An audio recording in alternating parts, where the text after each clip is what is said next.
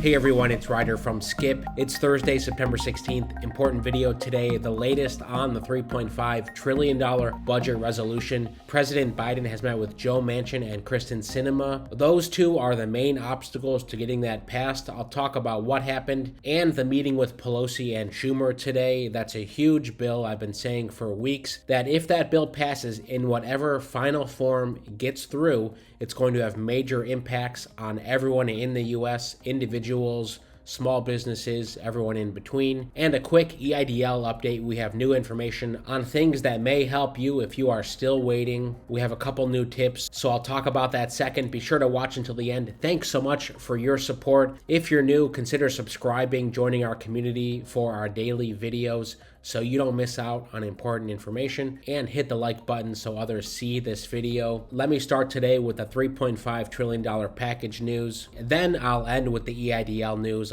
Opinion from the New York Times today, Joe Manchin doesn't know what he's missing. As we know, Joe Manchin is one of the two key Democratic senators who can potentially derail the entire $3.5 trillion budget resolution. In that $3.5 trillion package, which will be largely paid for by tax increases for corporations and the wealthy. Projections show that may offset around $3 trillion of the $3.5 trillion budget, and this budget will be over approximately 10 years. It's called a social program. In it, there's talk of universal pre-K, free community college, increased Medicare benefits, as well as funding into clean energy and other programs to combat climate change. Joe Manchin over the weekend said he wouldn't vote for the $3.5 trillion package, nor anything that goes above his own arbitrary cutoff of $1.5 trillion. So that's the first time we've seen him put a ceiling on the plan. And let's not forget about Kristen Sinema. She is the other moderate Democrat who's split on bills in the past. Her quote, "While I will support beginning this process, I do not support a bill that costs $3.5 trillion. So those are the two folks everyone's paying attention to. Republican Lindsey Graham says this: "You're spending money like drunken sailors." And Republican Senator Mitch McConnell called the proposal, quote, "reckless taxing and spending spree." That's, quote, "like nothing we've seen." So in short, both Manchin and Sinema are keeping Washington guessing,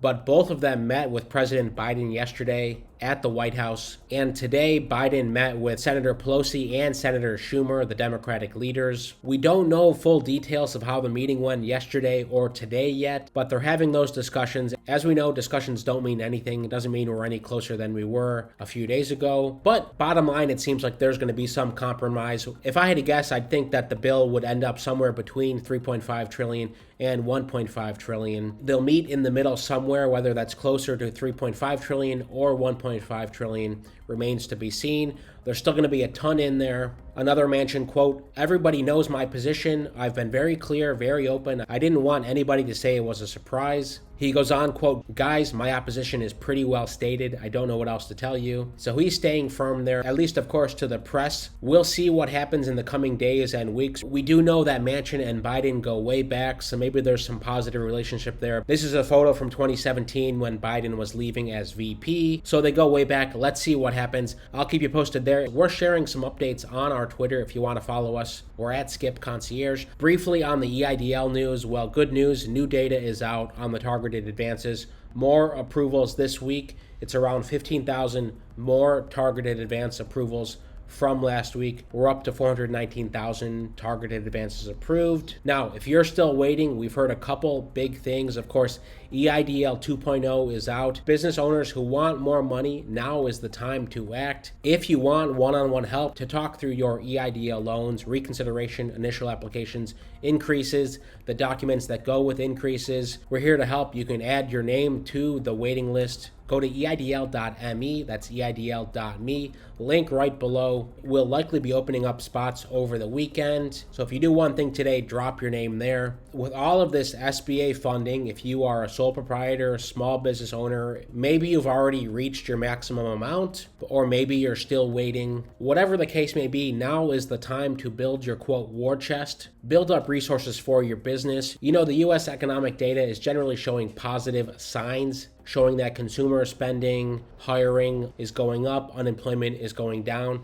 despite the Delta surge. So there's positive signs there, and we know with these positive signs, the Fed will change some of their policies. which may raise interest rates and make it more difficult to get a lot of this cash that is going around the economy, whether it's grants or loans. Frankly, it's nuts how much money is being pumped into the U.S. economy across all sectors as part of the pandemic response. So build that war chest, or at least know what your options are. 2 clarifications from the SBA we've heard. Number 1, if your EIDL loan gets rejected from your bank, let's say you were approved originally or via reconsideration, the money was set to go to your account, but then you saw that for whatever reason your bank rejected that funding, perhaps because there was a mismatch in names, your business name versus your name, a few different cases there. That money goes back to the Treasury, not the SBA. It's a complicated process to get it back, but the SBA doesn't have a lot of control there. I wanted to clarify that because I mentioned it yesterday that the money goes back to the SBA. It actually goes back to the Treasury. The second thing, a lot of people have asked, can I proactively